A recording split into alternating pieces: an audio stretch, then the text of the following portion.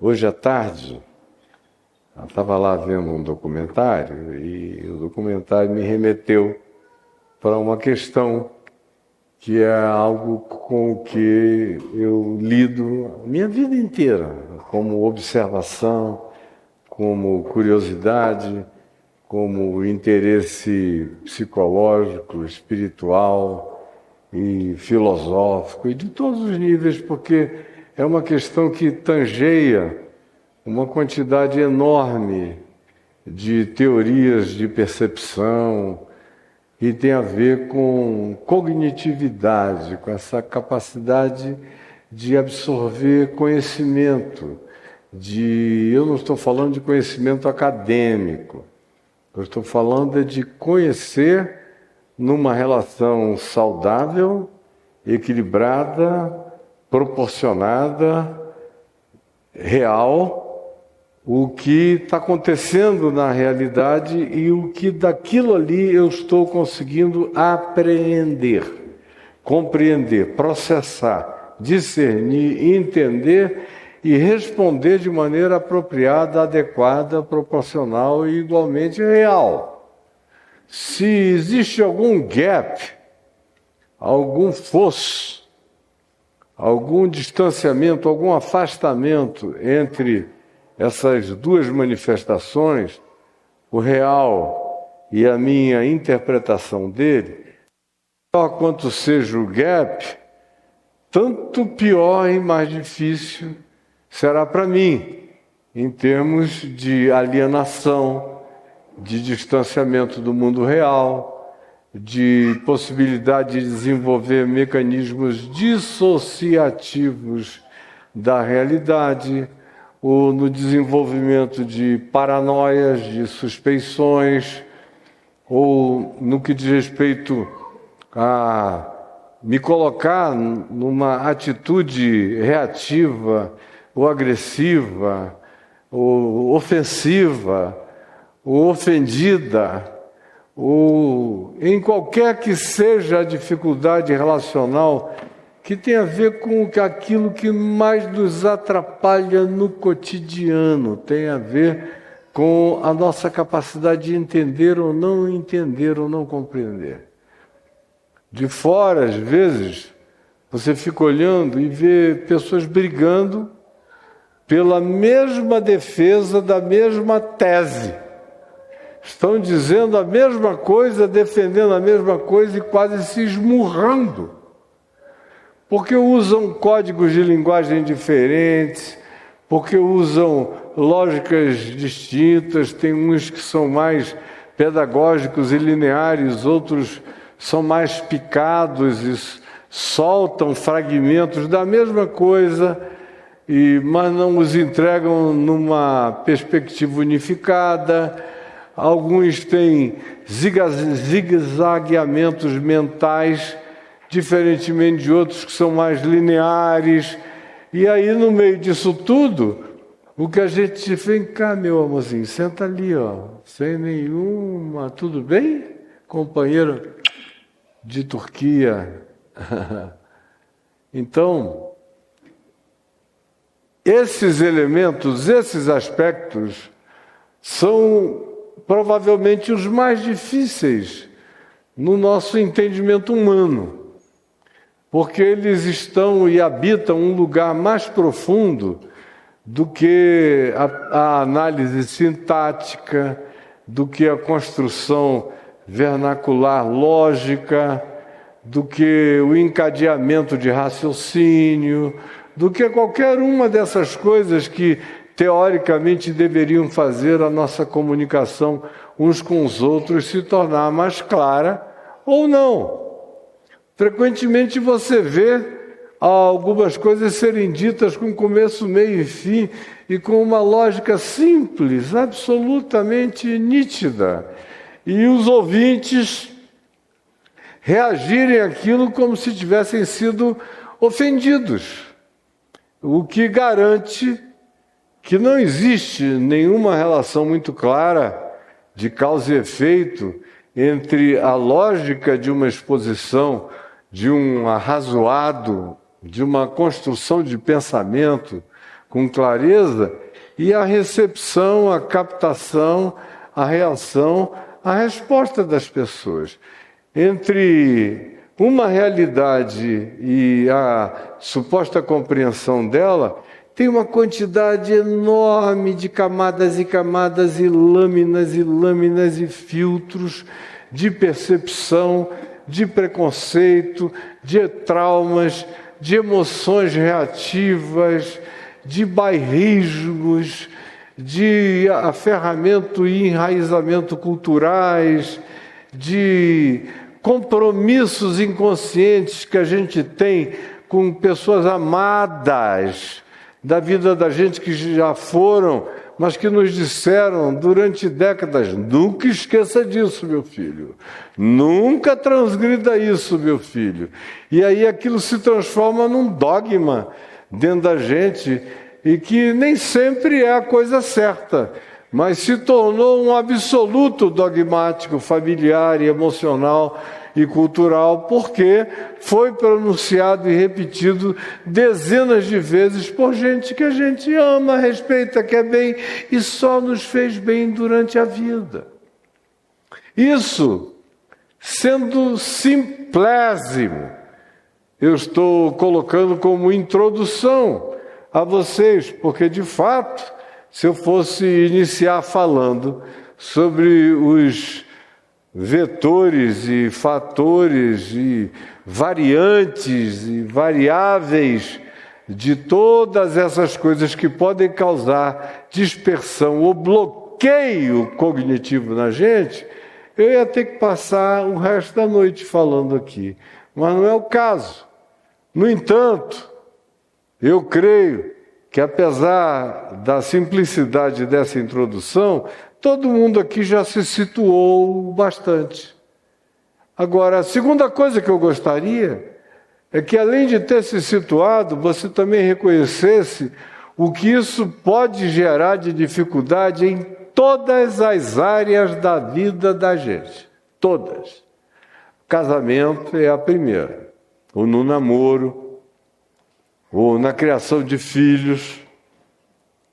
Eu vejo pais e filhos que se amam, se odiando relacionalmente por causa de bloqueios cognitivos extraordinários.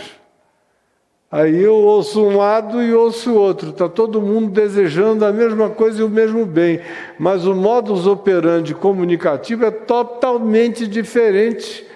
E as interpretações não levam em consideração a essência e o objetivo do que se está tentando comunicar, mas, sobretudo, o modo como se está comunicando. Com que palavras, com que formas, com que expressões, com que introduções de códigos linguísticos que às vezes a geração paterna abomina na comunicação da geração dos filhos e vice-versa, e aí eles nem ouvem o que estão dizendo, eles só ouvem como cada um está falando. E aí se odeiam. Com a esposa é a mesma coisa, com o marido, com um agravante, que é o agravante do trauma do cotidiano. O cotidiano traumatiza. E a gente, cada um vem com uma bagagem diferente, uma cultura diferente, famílias diferentes, histórias diferentes. São pessoas diferentes, com cérebros diferentes, com criações distintas, com tempos totalmente outros em relação ao cônjuge. E há uma quantidade tão grande de disparidades que precisam subitamente convergir para uma harmonia, e nem todo mundo tem inteligência emocional, o que é muito pior do que desnível de inteligência de coeficiente intelectual de QI, são os desníveis de coeficiente emocional. Tem uns muito mais maduros e outros totalmente imaturos, uns muito mais seguros, outros completamente inseguros. Então, a comunicação objetiva do que se está informando importa muito pouco, porque cada um ouve na confusão das suas emoções, das suas subjetividades, dos seus terremotos interiores, das suas angústias íntimas. E aí a gente não sabe por que gente boa vive tão mal e se machuca tanto, como em todas as áreas. Se você levar para o trabalho, para a vida profissional, para as realidades fraternas e parentais, nos vínculos os mais variados, você encontra a mesma dificuldade, frequentemente. Essa é a razão também pela qual, tanto mais quanto a gente habite o ambiente familiar íntimo, mais dificuldade de compreensão exista. É muito comum, desde o início, que quem mate Abel seja Caim, que quem se insurja contra mim sejam os da minha própria casa, que os últimos a me compreenderem sejam aqueles que cresceram comigo, ou a me enxergarem, ou a me discernirem, como a gente tem exemplos sobejos na nossa vida, na história, em nossa volta e na Bíblia, por exemplo, para não irmos tão longe assim, e na história toda da humanidade, que tem a ver com essa dissonância cognitiva entre as pessoas. Um diz A, o outro diz A, mas o tom do A ficou mais importante do que o fato de cada um ter dito A. Não, eu não gostei do tom. Aí, por causa do tom, o A já deixou de significar A. Ele passou a significar o tom com o qual ele foi emitido. E aí isso ganha volumes tempestuosos, verdadeiros tornados, que vão engolindo tudo e a gente não sabe nem por quê.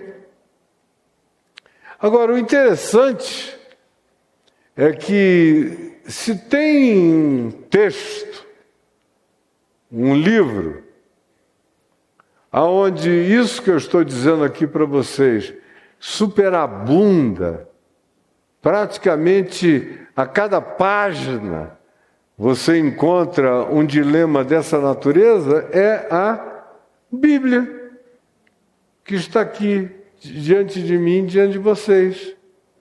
Desde o início, desde o capítulo 3, a questão é, mas foi isso mesmo que ele disse? Será que você não entendeu errado? Escuta, tinha uma exclamação no que ele disse ou era uma interrogação? Será que você não ouviu com um ar exclamativo aquilo que era uma colocação interrogativa para fazer e provocar o seu pensamento? Desde Gênesis 3. E foi assim o tempo todo, em todas as coisas.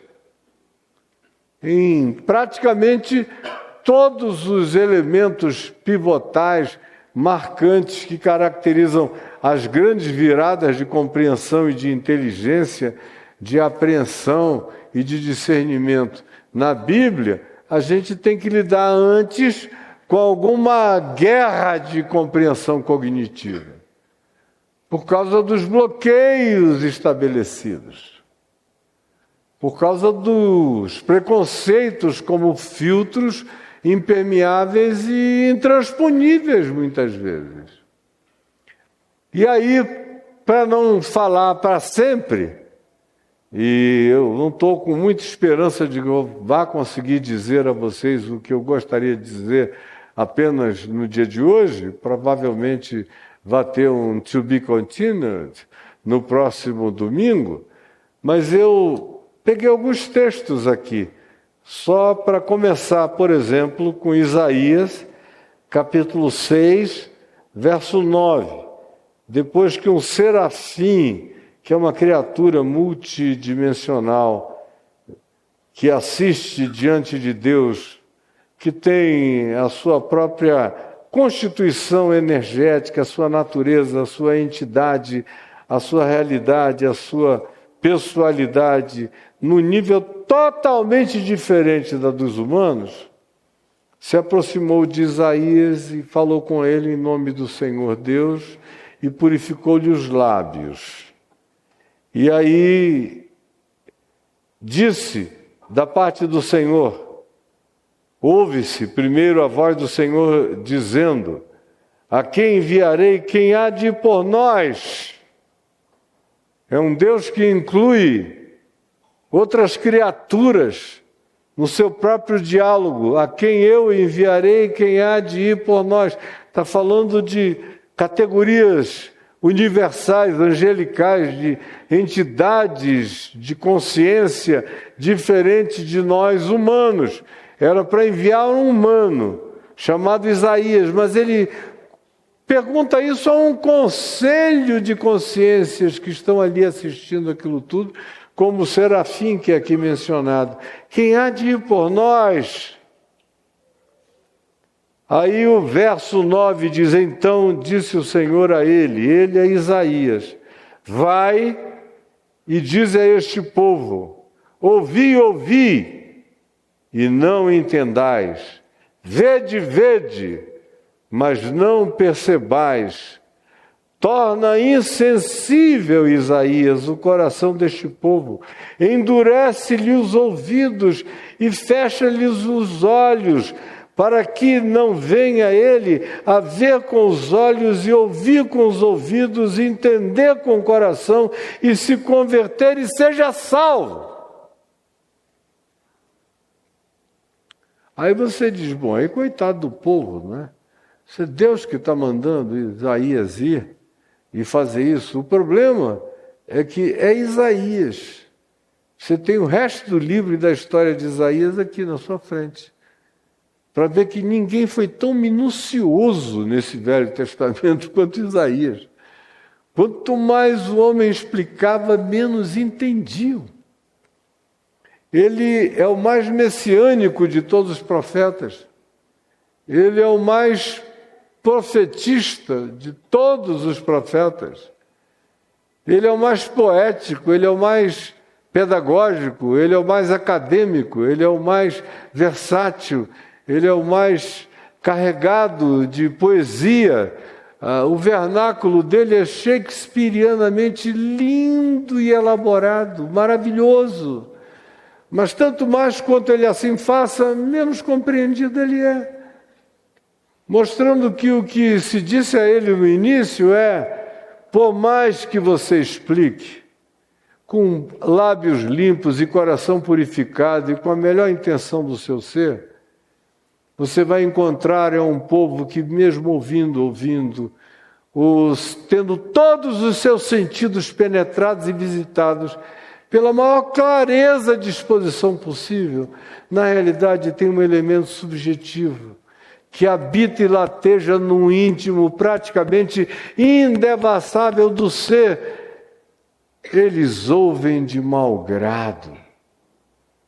Eles ouvem de mau grado, independentemente da sua capacidade de explicar.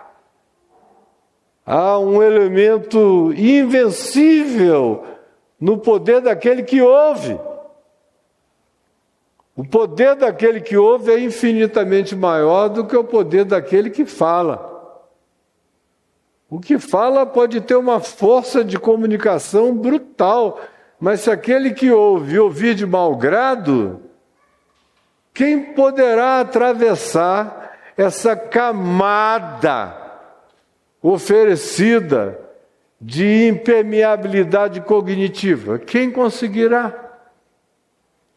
Aí você vira para Jesus, que cita esse texto, exatamente esse texto aqui de Isaías, você encontra Jesus mencionando em Mateus, no capítulo 13, no verso 14, onde se diz: de sorte, é Jesus falando agora, presta atenção, de sorte que neles, nesse povo, o de Isaías tinha sido 800 anos antes. Agora, 800 anos depois, Jesus repete o que Isaías disse com pertinência absoluta. Ouvistes o que Isaías disse: ouvireis com os ouvidos, e de nenhum modo entendereis. Vereis com os olhos, e de nenhum modo percebereis, porque o coração deste povo está endurecido. Preste atenção, de mau grado ouviram com os seus ouvidos e fecharam os seus olhos, para não suceder que vejam com os olhos e ouçam com os ouvidos e entendam com o coração e se convertam e sejam por mim curados. Isso é o diagnóstico de Jesus da autossabotagem cognitiva dos seres humanos. Esse público ao qual ele se refere aqui em Mateus 13 é um público em geral. Tem pessoas do povo, discípulos, alguns religiosos, gente curiosa, no geral. Aqui em Mateus 13 não há uma especificação, então, os fariseus e os saduceus e os escribas da lei ali reunidos ouviram Jesus lhes dizer: não, aqui é todo mundo. E ele diz: olha, existe uma disposição de natureza universal na maioria de nós de praticarmos esses bloqueios de natureza cognitiva que nos impedem a percepção do óbvio.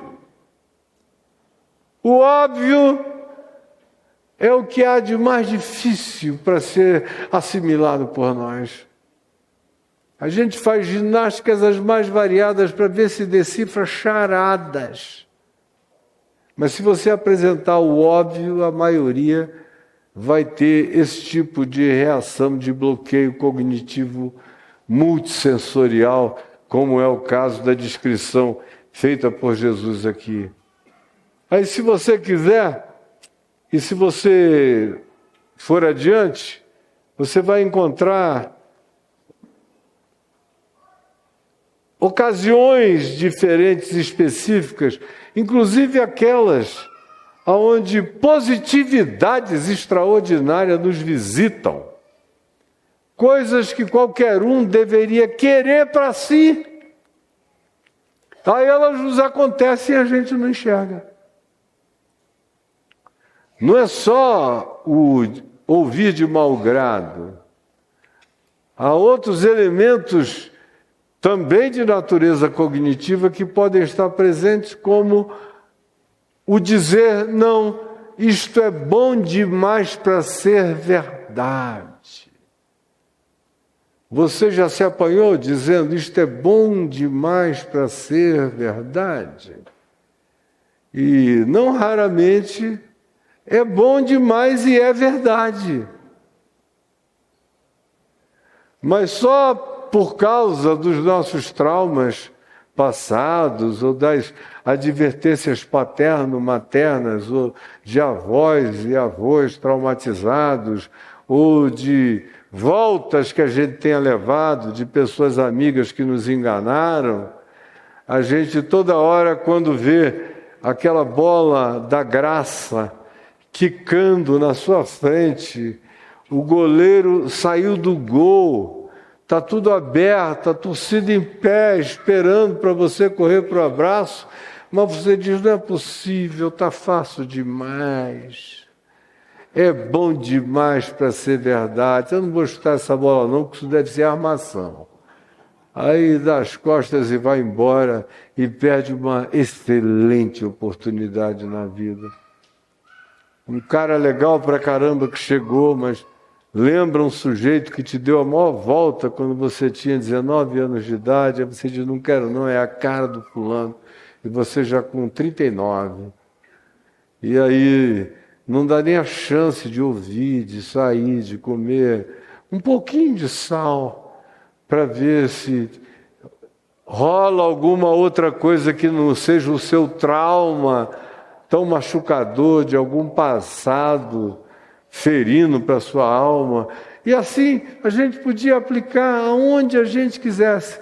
No caso aqui em questão, que eu vou mencionar agora, trata-se de Lucas, no capítulo 24, quando Jesus ressuscita de entre os mortos, e aparece de manhã cedo a Pedro, aparece a alguns outros discípulos, Maria Madalena e alguns outros já o tinham visto, e agora tem 2 discípulos de Jesus andando de Jerusalém na direção de Tel Aviv, para uma cidade, uma aldeia, naqueles dias chamada de Emaús, que ficava na direção do mar Mediterrâneo, justamente à tarde, quando o sol se põe e entra lá no mar. E é um cenário um tanto nostálgico imaginar aquele domingo. Jesus tinha sido executado na sexta, aquele silêncio devastador com o suicídio de Judas, negação de Pedro, todo mundo fugindo, as almas órfãs, os corações sangrando, uma sensação de frustração absurda, absoluta. Foi tudo um malogro. A gente creu,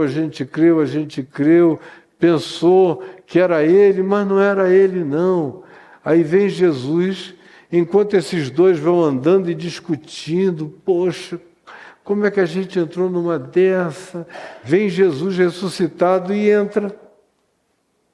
E vai andando com eles no caminho.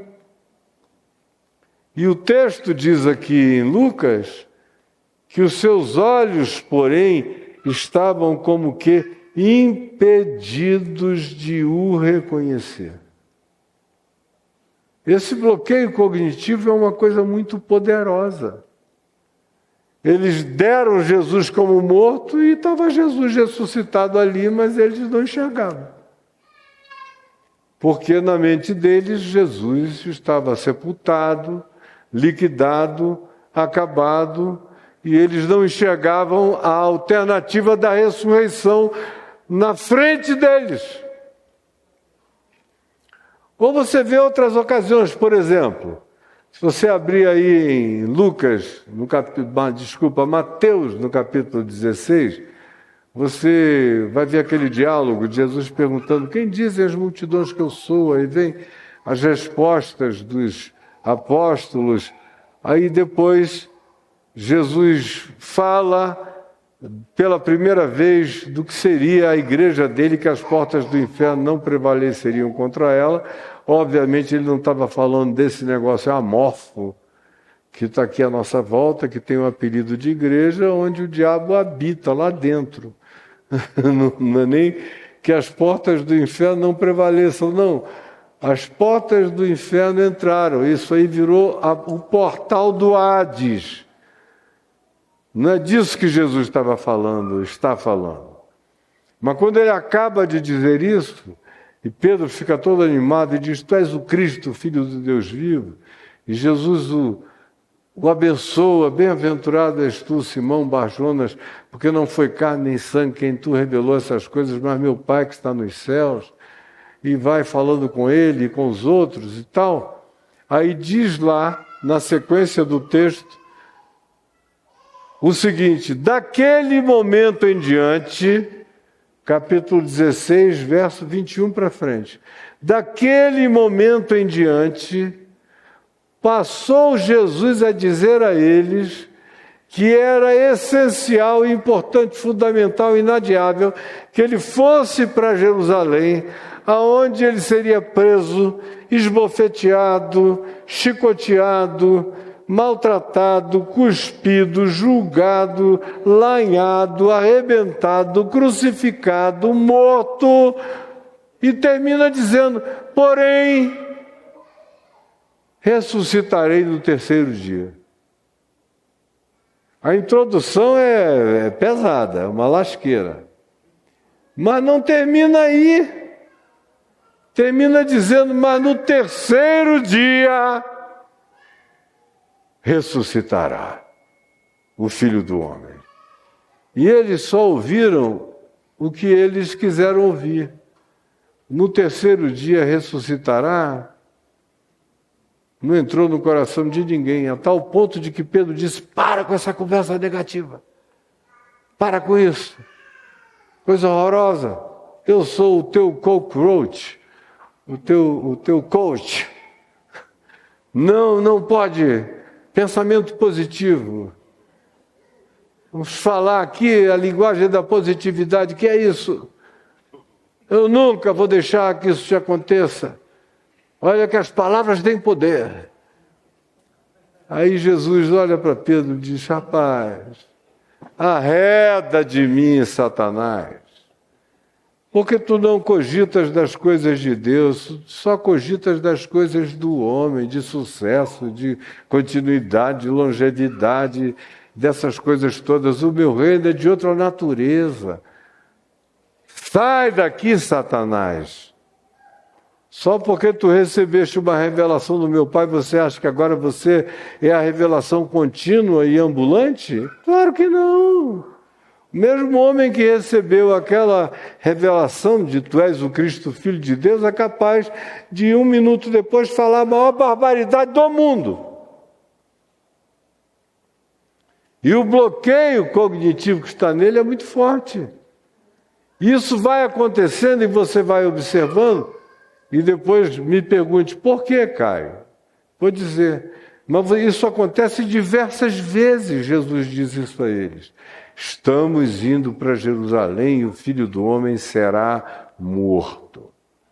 E aí eles mudam de assunto. Olha o dia lindo, como foi bonita aquela cura, que coisa mais maravilhosa.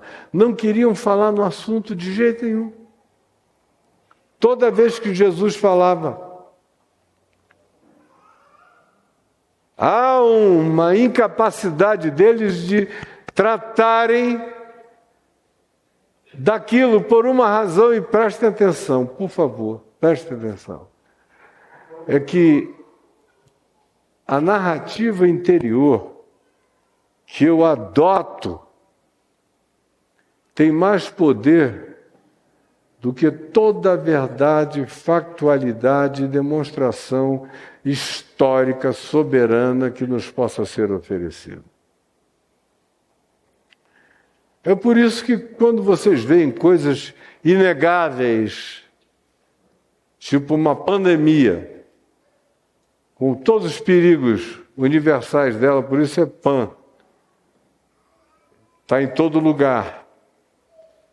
Mas você encontra uma quantidade enorme de pessoas dizendo: não, em mim não pega, isso aí é invenção e tal. E você fica perplexo, como é que pode? Não fique não. Porque não existirá argumento científico nem demonstrativo que vá mudar a cabeça dessas pessoas. Quando elas já chegam ideologizadas, fomentadas e definidas, não tem argumento científico, técnico, intelectual, demonstrativo, factual, que mude a cabeça. O resto é briga, é confusão, é guerra. E é exacerbação polarizante se você partir para o enfrentamento. Só piora. Não muda nada. A terra é plana e pronto. O que você vai fazer? Mas me leva até a beirada para ver de que lado eu tenho mais medo de pular. Mas você está dizendo que é plano, então vamos lá, né? Mas brigar contigo eu não vou não. Porque não adianta. Nos nossos momentos e trocas mais íntimas, familiares, íntimas de todas as naturezas, chega um tempo na vida que você descobre que não adianta um bate-boca, não adianta. Não adianta. Às vezes não adianta nem ter a gravação.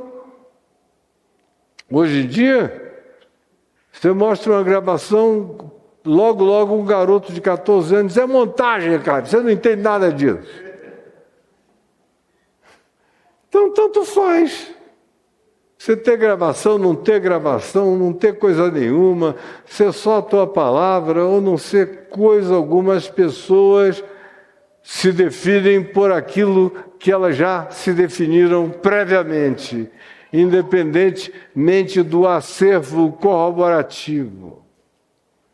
Por isso essa época também foi definida como a era pós-verdade, porque essas demonstrações não têm mais nenhum significado de factualidade com o poder de mudar o raciocínio da pessoa em outra direção. O apóstolo Paulo, por exemplo, crê profundamente nisto. E ele não só crê nos elementos de natureza psicológica, cultural, os aferramentos da gente, as figuras paternas da família, que praticamente arrancaram de nós juramentos de imutabilidade em relação àquela atitude, continuidade e tradição, e que a gente ali se apega. E eu vejo uma quantidade enorme de pessoas que têm devoção por certas figuras beatificadas da religião e oram e fazem preces.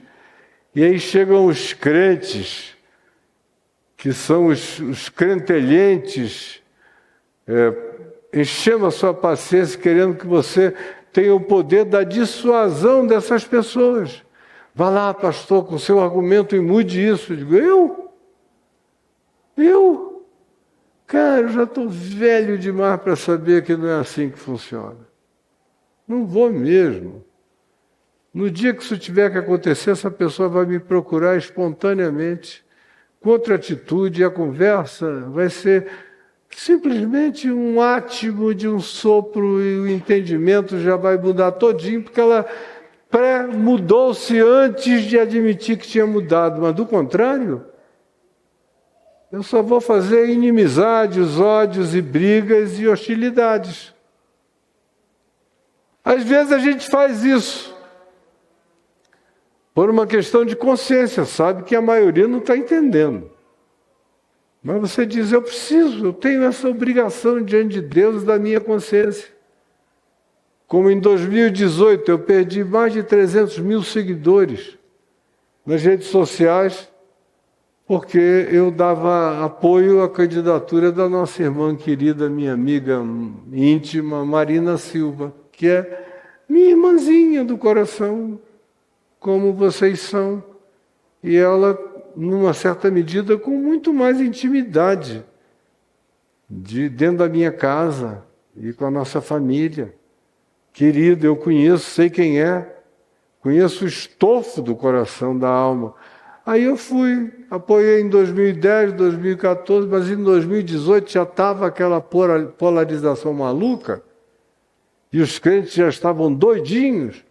Eu perdi 300 mil de uma paulada. Aí quando veio essa agora de 22, eu não estava em favor de ninguém, eu só queria que um deles não continuasse. Era só o que eu queria. Qualquer alternativa para mim estava melhor. Só isso. Nenhuma paixão.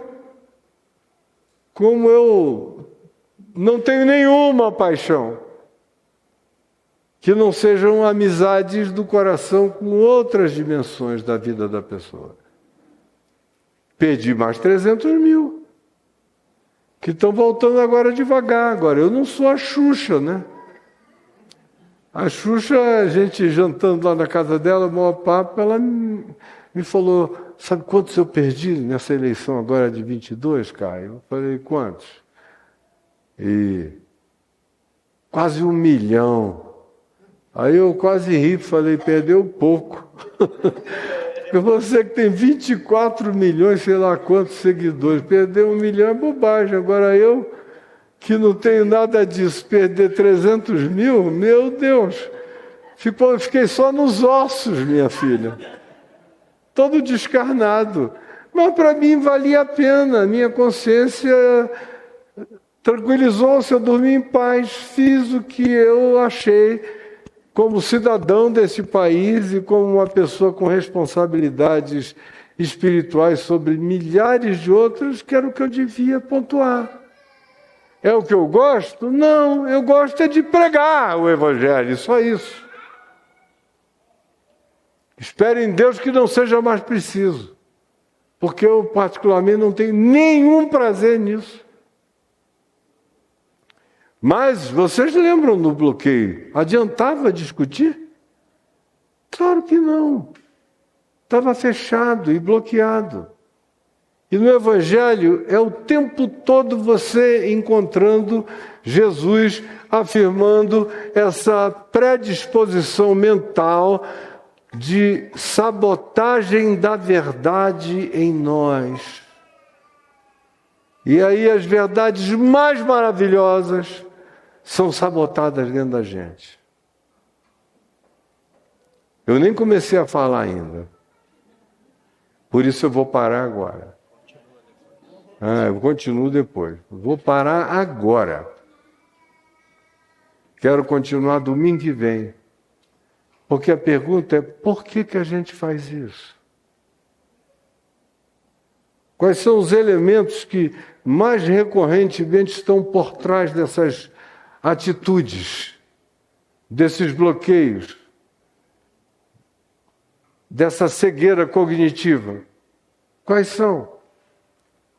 E eu farei questão de mostrar a vocês, a partir da experiência de Jesus e do Evangelho, quais são esses poderes que sutilmente mais bloqueiam o entendimento da gente.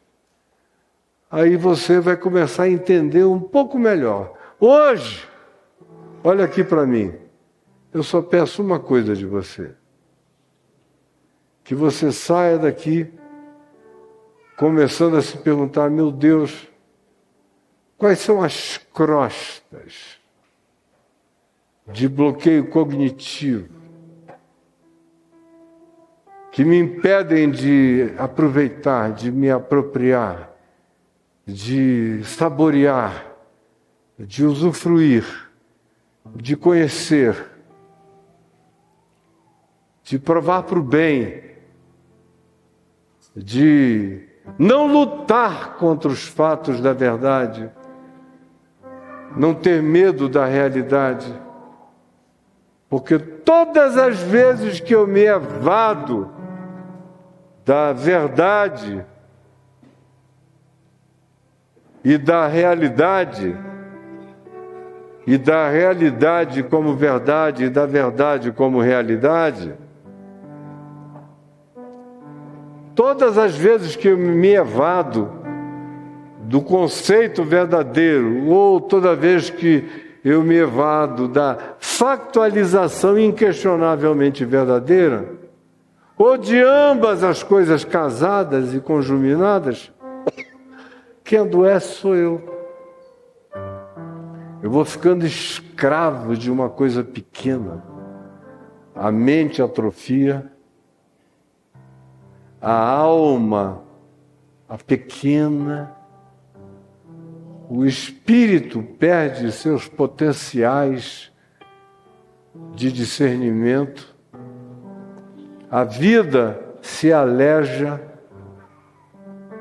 criamos uma quantidade enorme de impeditivos, ali não, acolá jamais, com ele nunca, com ela nem pensar. Desse modo eu odeio, não lê o livro, mas odeia a capa e se aliena de tudo e de todos. E a vida de gente que podia ter uma existência linda,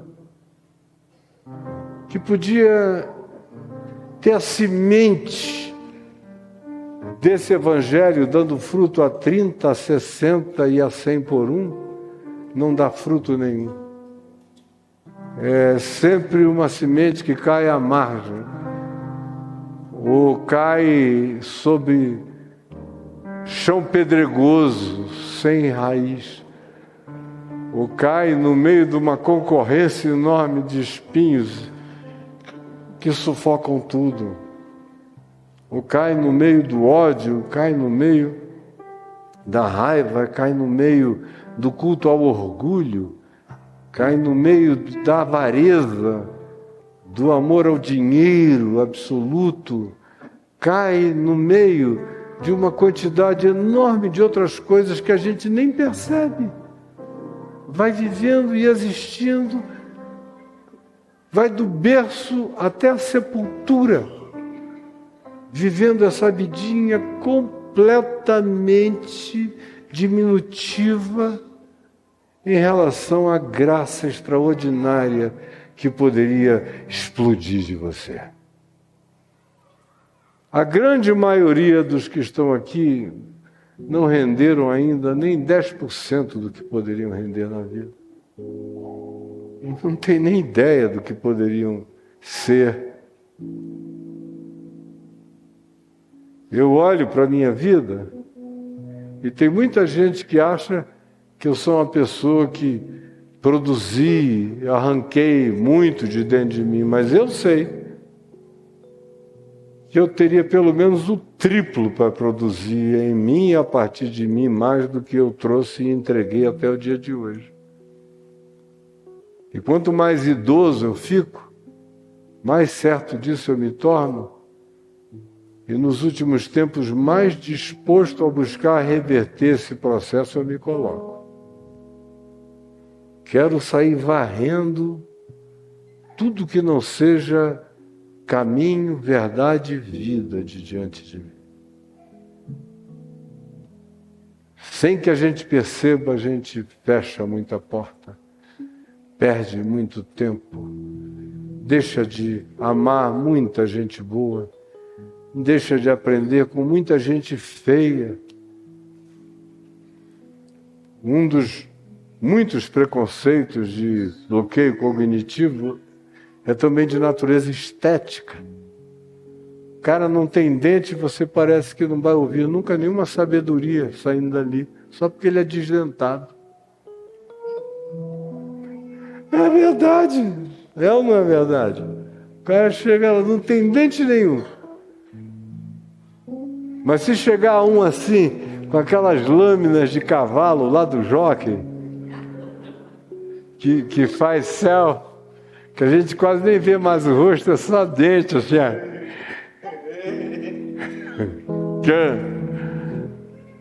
E às vezes eu pergunto, né? Escuta, ao odontólogo, à odontóloga, o que o pessoal vem aqui? Não, eles querem os parrudos mesmo, assim. Nem fecha direito na boca. E querem que fique assim com um negócio tão branco, que chega a doer os olhos. Céu. Mas se não tiver dente nenhum, pode sair a maior sabedoria e você passa batido. Mas da boca de um idiota desse, cheio de lâmina, pode vir tudo que é bobagem e você fica ali horas e horas e horas, não é mesmo? E tem mais, se tiver bom hálito e falar perto de você, você fica. O outro pode te contar a sabedoria toda de Salomão antes de ficar doido. Mas se estiver sem dente, com mau hálito, você não ouve nada, sai correndo, desculpa, Deus te abençoe, fica na paz do Senhor e vai embora. E assim com uma quantidade enorme de outros elementos de natureza estética. Tem cara de pobre, não deve saber de nada. Mas se tiver uma carinha de rico, aí você já se dispõe a ouvir muito mais. Se descer de um busão ali, desdentado e meio molenga, você já diz, não, dali não pode sair coisa boa nenhuma. Mas se parar um carrão e descer todo arrumadinho, você diz, em que posso te servir? Me conta todos os mistérios dessa vida. Aí lá vai você, idiota. Agora eu estou falando é contigo mesmo, idiota. Domingo que vem a gente continua. E eu espero todo mundo aqui. E a semana inteira pensando, listando.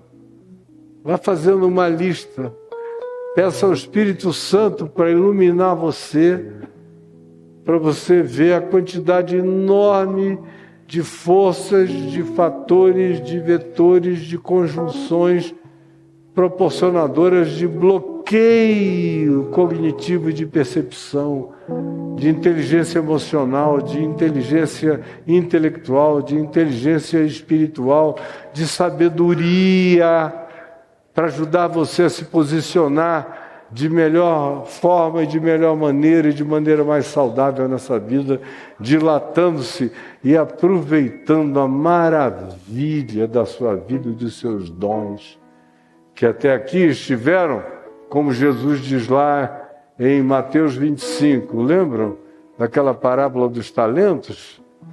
Do cara que recebeu 5 e transformou em 10, do que recebeu 4 e transformou em 8, do cara que recebeu 1 e aí cavou um buraco, sentou em cima e falou: eu não saio daqui não. Aí quando o Senhor dos talentos chegou, foi recebendo tudo de volta de cada um, até que chegou a vez daquele e disse: o teu? Aí ele falou: está aqui, ó. Meteu a mão lá na rabiola, num buraco lá no fundo, puxou o talento, está aqui, ó, pega o que é teu e leva. Porque eu tive notícias teológicas a teu respeito, de que tu cobras o que tu nunca deste e que tu demandas o que tu nunca entregaste. Então pega o que é teu e vai. E aí o Senhor dos talentos disse: você é muito mal mesmo, malvado. Se você não queria viver com vontade de crescer, podia ter pelo menos colocado o meu talento, o meu dinheiro no banco para ele render lá nos juros do sistema.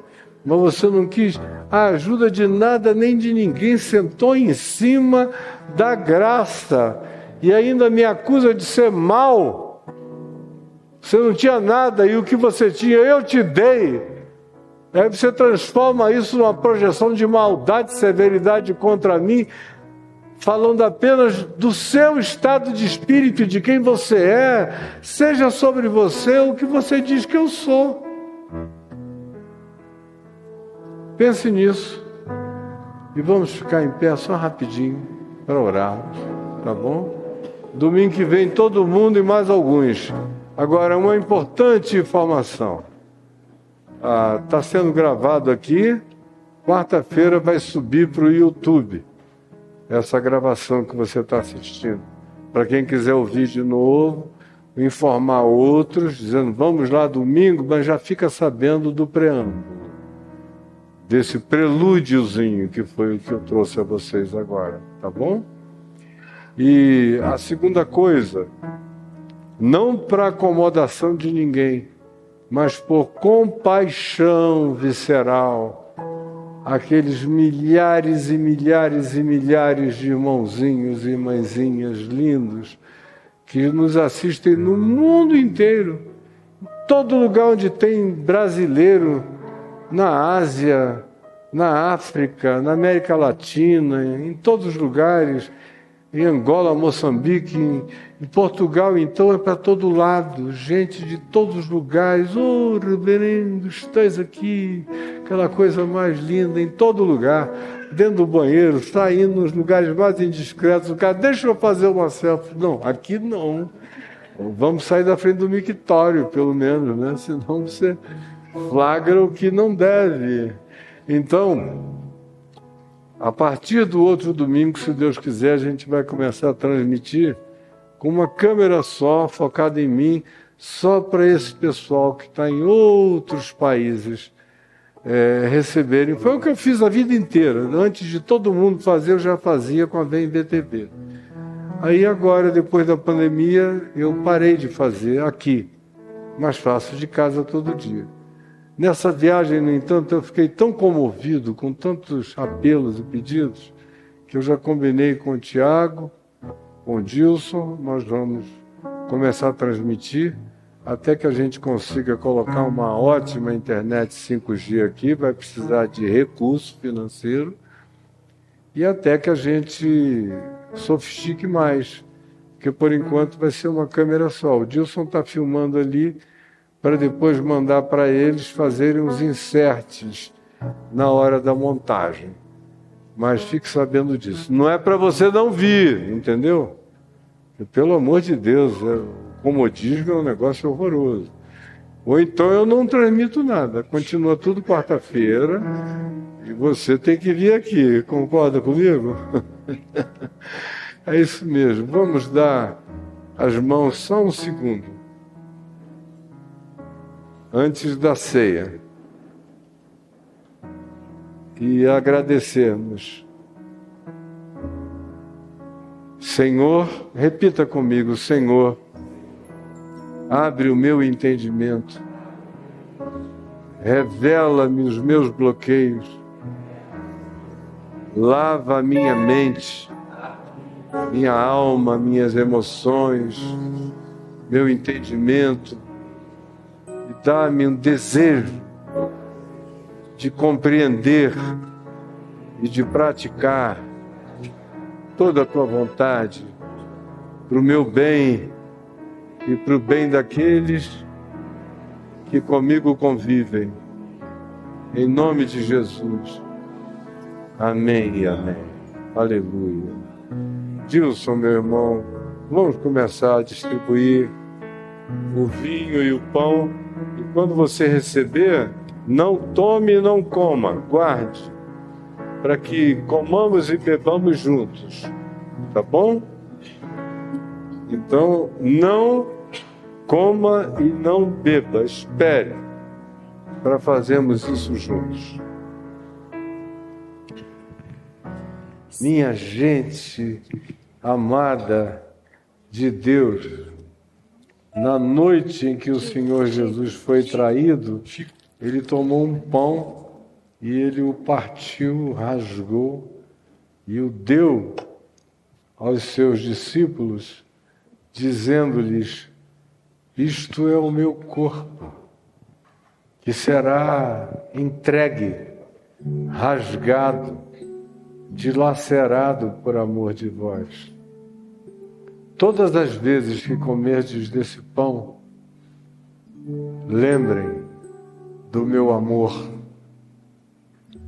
que o amor é entrega, que o amor é dádiva, que o amor tem a coragem do sacrifício redentor, que o amor perdoa pecados, que o amor acolhe quem está abaixo da possibilidade de se sentir acolhido. Todas as vezes que vocês comerem desse pão, tenham isso em mente e comam esses compromissos, comam essas disposições, comam esse espírito, comam esse princípio, comam esse axioma, comam essa verdade, comam esta vida em meu nome e pratiquem-na. Em nome de Jesus. Amém e amém. Comei dele todos.